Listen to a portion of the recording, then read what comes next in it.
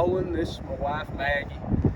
We're here with Old HomePlace Farm in Clay County, Kentucky, right outside of Oneida on Goose Creek. We raise 2 acres of vegetables, and we sell all of our products to 5 counties in eastern Kentucky through a CSA and online store and to some restaurants. Yeah. You know, when I look up to somebody about, you know, when I grow up, I want to be doing this type of thing, I think about HomePlace Farm. I really do. And I kid you not, you guys do a tremendous job, and I really admire the work that you put into this place and what you're able to accomplish. It is inspiring, and I mean that with sincerity. And I appreciate what you do here, and I know from doing it on a small scale, I know the work that goes into it. I really admire that. What happened here just the other day? What have you been up against here? Yeah, this is what happens when you get over 8 inches of rain in 48 hours in East Kentucky in this sort of landscape. 8 inches of rain. Yeah, from about 1 o'clock in the morning on Saturday morning up until actually about 5 a.m. on Monday morning. So a little over 48 hours, but just over 2 days we got 8.2 inches of rain. That's unreal. I just can't imagine. I know that up in Letcher County we got 4 inches of rain in the storm, and there was some flooding and some damage. I can't imagine twice the rain coming down in that quick a time. We couldn't either. Have you ever seen anything like this before as far as flooding goes? This is the first time I've ever seen it, and I've lived right here in this community my whole life. I guess there have been floods this big before, but certainly none since I've been alive, none that I can remember. So it's been a few generations since we've had anything quite like this. Oh yeah.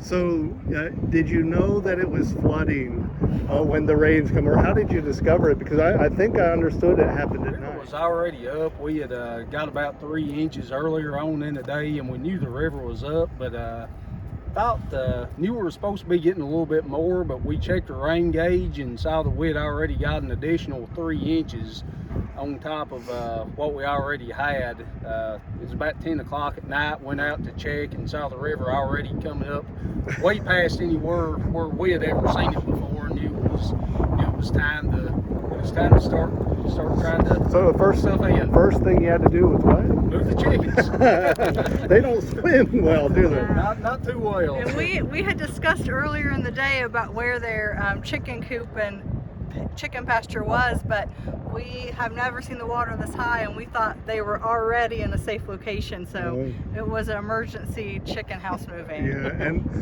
their chicken house, if you can see, is on wheels right there. So it's a movable chicken house that they can move around to pasture raise their chickens, right? Yep. Yes. More or less, and the good thing was it was on wheels. The thing is, it's on wheels, yep, for sure. So how high was the water here? If you look at the high tunnels up there, it might be a good indication of how high things were. How high was it on the high tunnels? Yeah, it was at least 3, maybe 4 feet high on the lower high tunnel down here. So right where we're standing at would have probably been under 5 to 6 feet of flowing water. Wow. Right where we're at. Anybody that's doing anything with agriculture, there's risk, and it's hard enough farming. I think it's even harder when we're in Appalachia, when we have what we have to work with. Our markets aren't as big, the weather can be extreme. And on top of the hill up there, right? You plant down here where there's flat land, and what's down here?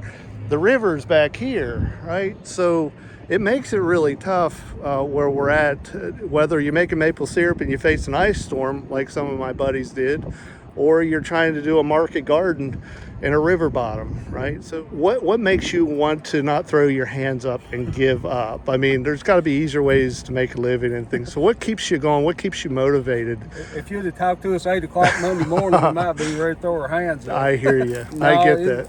In all seriousness, I mean, this is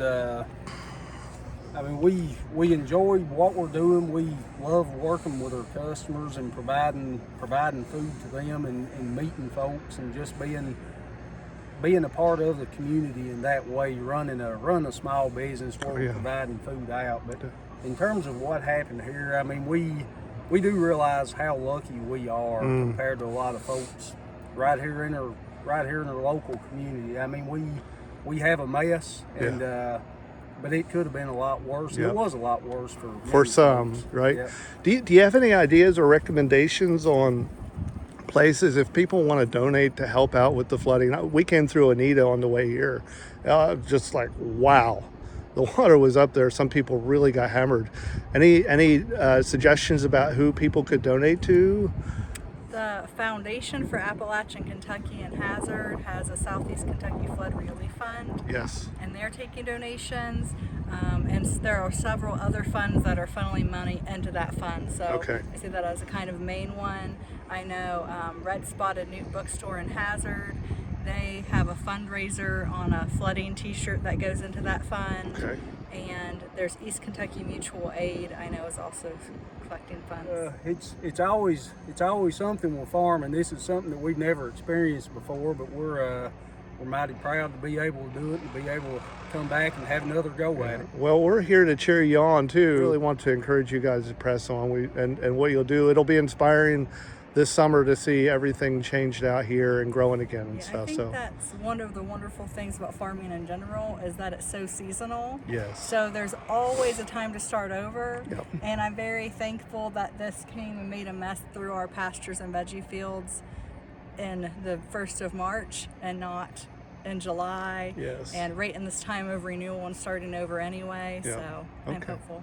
Awesome. Thanks so much. Thank you. This water was up on this bridge here. Up on that walk bridge, that's weird.